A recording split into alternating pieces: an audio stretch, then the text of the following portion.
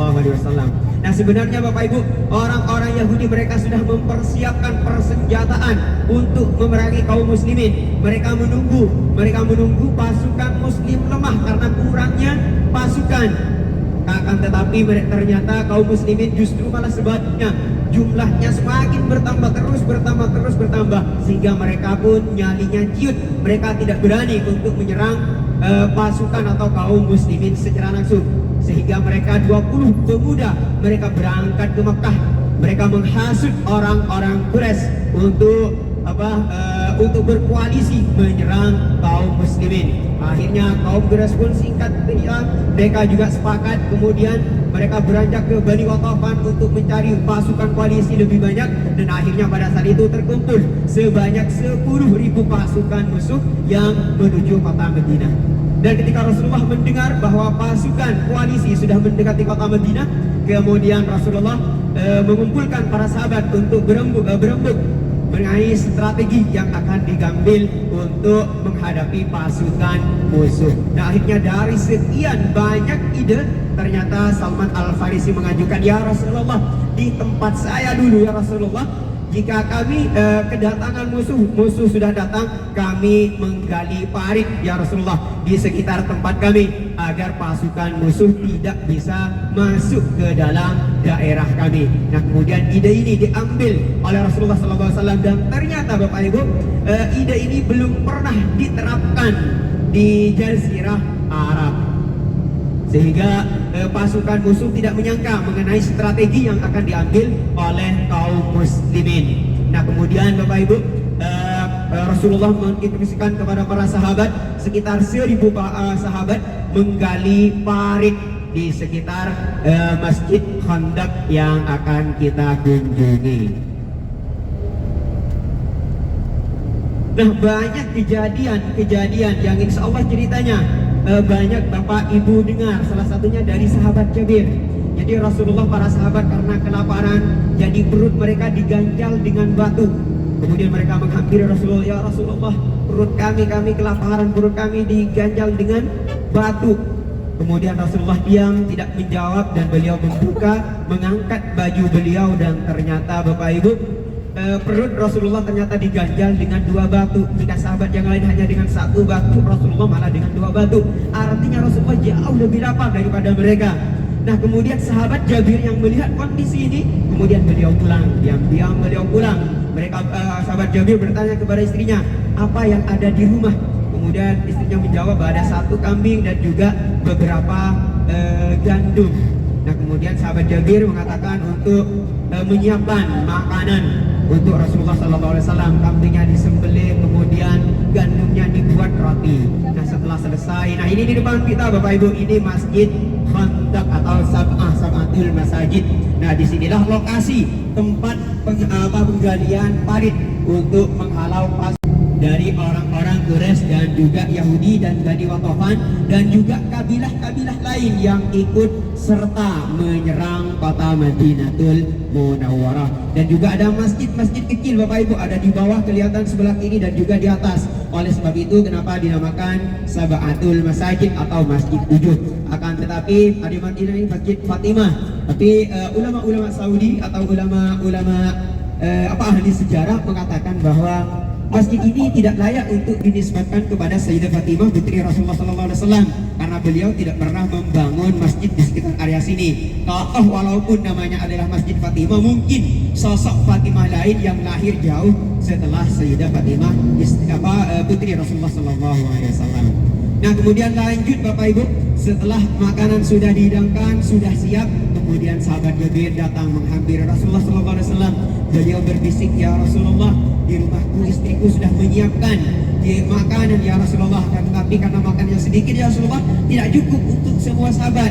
Jadi silahkan Rasulullah ajak beberapa sahabat saja ya Rasulullah." Akan tetapi Bapak Ibu, Rasulullah justru malah mengajak semua sahabat yang menggali parit. Setelah sampai di rumah beliau, mereka semua makan, dan ternyata ajaibnya Bapak Ibu, salah satu mujizat Rasulullah SAW, ternyata makanan yang hanya 1 kambing ternyata cukup untuk sekitar 1.000 orang, bahkan menyisakan 1 nampan lagi untuk keluarga sahabat Jabir. Nah, sebenarnya kisahnya panjang Bapak Ibu.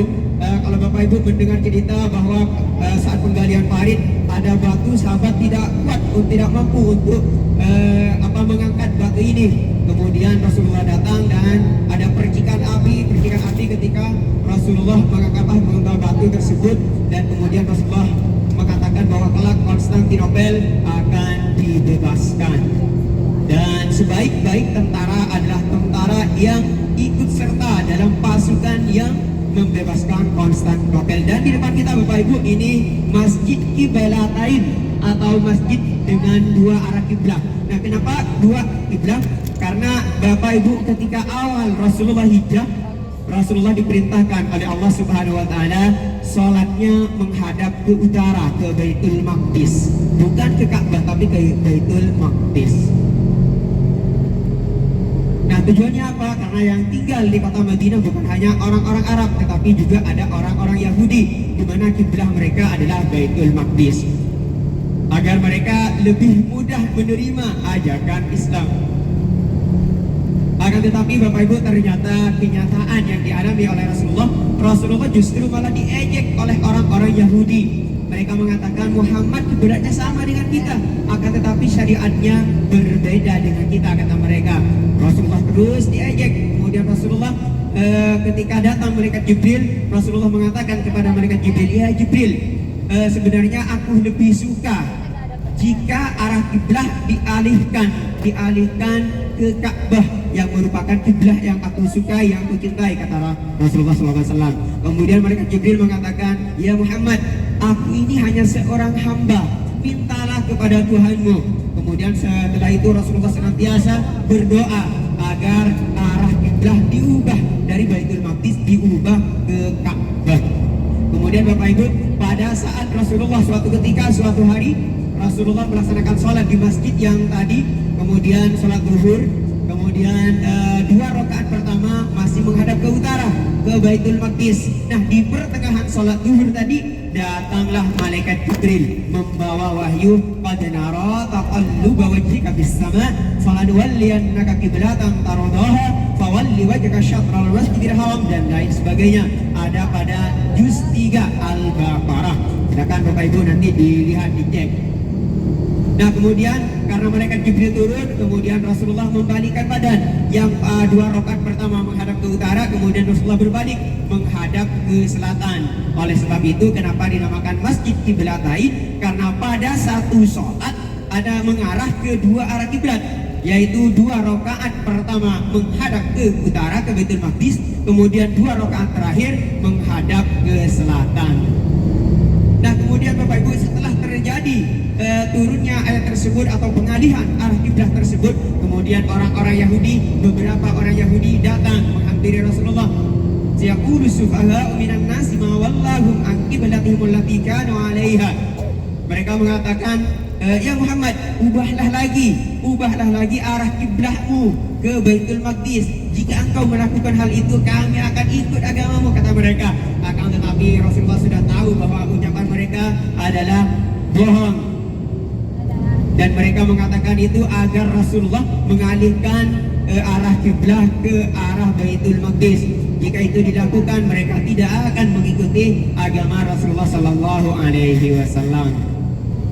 Karena seperti yang digambarkan oleh Al-Quran, sebenarnya mereka mengenal sangat, orang-orang Yahudi sangat mengenal sosok Nabi akhir zaman, sangat mengenal sosok Rasulullah Nabi akhir zaman. Bahkan seperti mereka mengenal anak mereka sendiri, kata Allah Subhanahu wa ta'ala.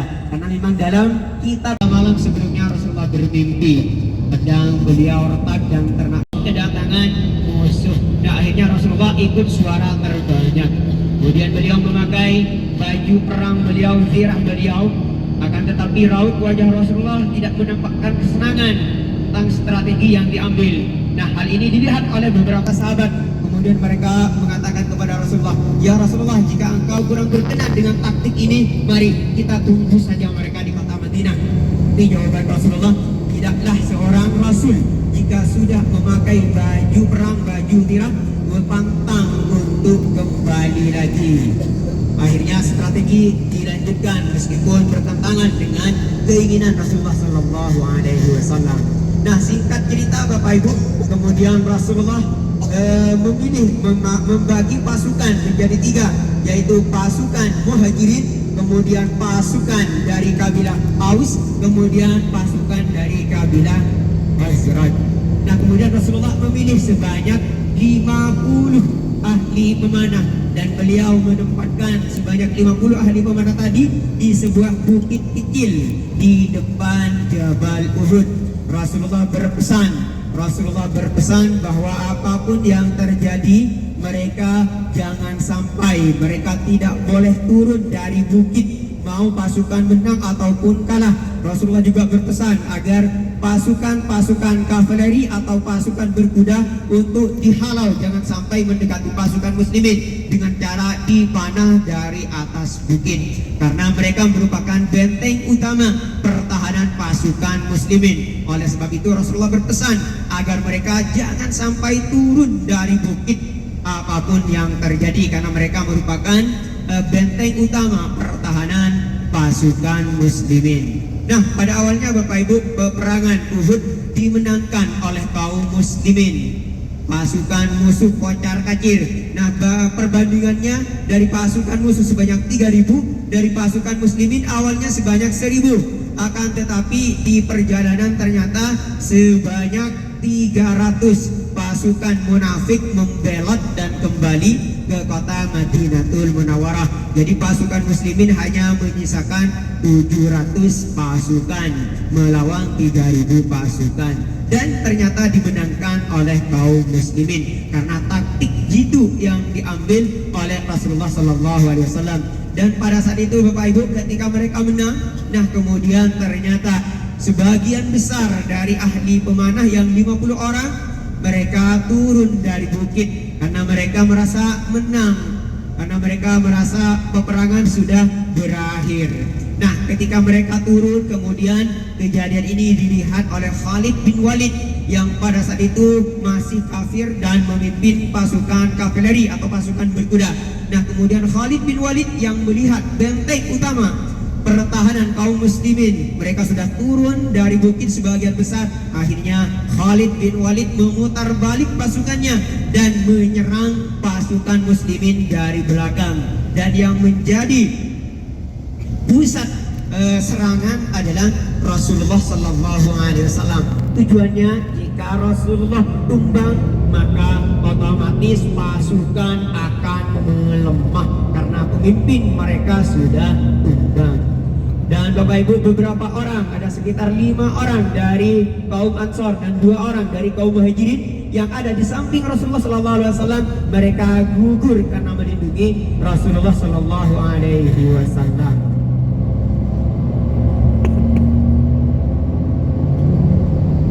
Nah, Sayyidah Aisyah radhiyallahu anha bertanya kepada Rasulullah, suatu ketika beliau bertanya kepada Rasulullah, "Ya Rasulullah, adakah hari yang paling berat, yang lebih berat yang engkau alami daripada kejadian Uhud?"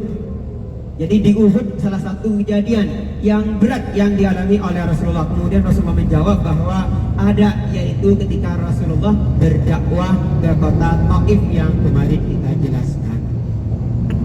Nah, kemudian Bapak Ibu, setelah peperangan dan kemudian seperti yang sudah dimimpikan oleh Rasulullah SAW, ternyata ada kerabat dekat Rasulullah SAW, yaitu paman beliau yang gugur di tangan seorang budak bernama Wahsy.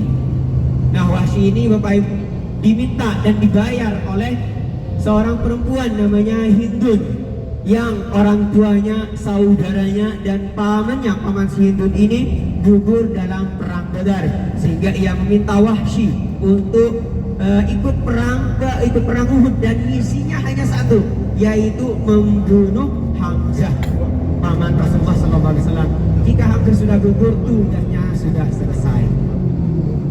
Nah, Wahsy ini Bapak Ibu di tempat asalnya memang ahli, mereka di kampung halamannya memang mereka ahli dalam peralatan perang tombak, sehingga Wahsy sekali melemparkan tombak langsung mengenai tubuh Sayyidina Hamzah radhiyallahu anhu.